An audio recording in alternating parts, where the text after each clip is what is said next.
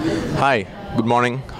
This is the third day of ACC, and we've had some phenomenal sessions in the last 2 days, and we're kind of wrapping up.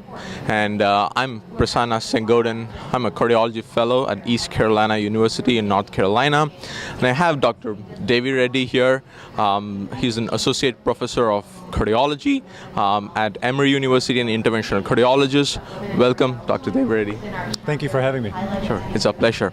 So one of the landmark trials was just published and presented yesterday by the partner group was the partner 3, and in Dr. Braunwald's own words, this is a proud moment for all of us where we can tell our grandkids and children about it.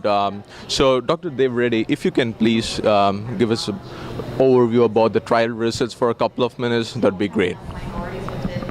So, as you said, this trial, both the Partner 3 and the Evolute Low Risk trial, represents a pinnacle in a long climb of study and blood, sweat, and tears that was really carried out by investigators, caregivers, and patients. And the trial results, I think, surpassed anything that a lot of us expected walking into this meeting. So, key messages: the superiority signal achieved by the Partner 3 trial, I think will greatly impact how not just structural heart interventionalists look at these patients, but how cardiovascular professionals and I think the general lay public as well think about aortic stenosis. Patients are smart, they'll see this data, and many of them will seek them out, so I think it behooves us as professionals to really understand this and what it means, and there's a lot of nuance in the details of the results. Thank you so much. That was helpful. So another thing, Dr. Devireddy, I want to get your attention to is the rates of stroke in low-risk patients was about 0.5%.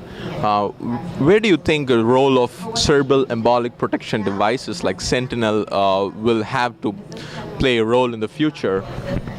So I'm a big believer in individualizing therapy across the board, whether it's the choice of valve, and embolic protection, I think, falls in line with that perfectly.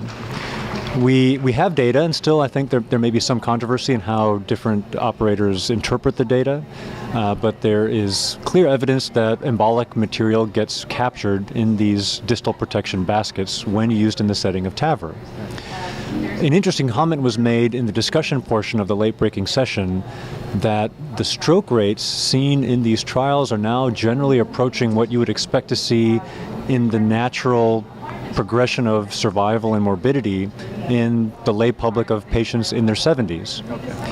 So at least for low-risk patients, as Marty Leon alluded to in his comments, I think we do need to revisit the question of, do low-risk patients benefit from embolic protection? And in my belief, there are patients who may benefit. Whether all patients should have a device, I think that's an entirely different question.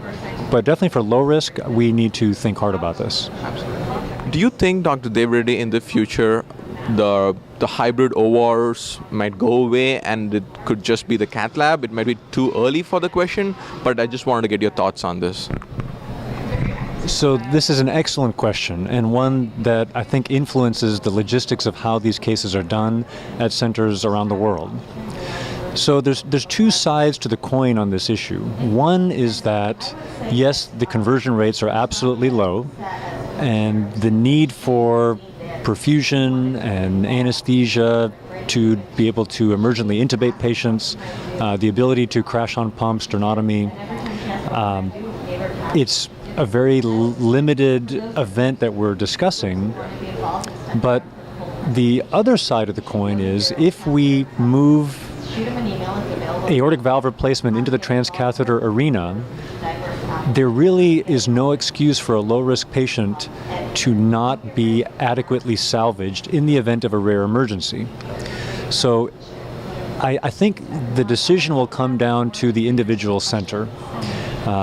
I was speaking with a colleague yesterday, and if a cardiac cath lab is located in direct proximity to an operating room, and there is the ability to bring perfusion equipment, bring the appropriate staff in to deliver care in an emergent fashion without any hiccups, then I think it's okay to do low-risk patients in a cardiac cath lab. But if you have a cardiac cath lab that's at a great distance from an operating room, and a perfusion team has to be called in, maybe from an outside institution, then we are discussing problems for a low-risk population.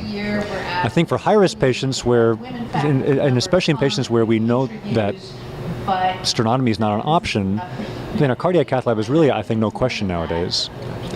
But it's really going to come down to the ability for a heart team to emergently provide salvage care, and whether that's in a cath lab or a hybrid OR, it's going to depend on the logistics.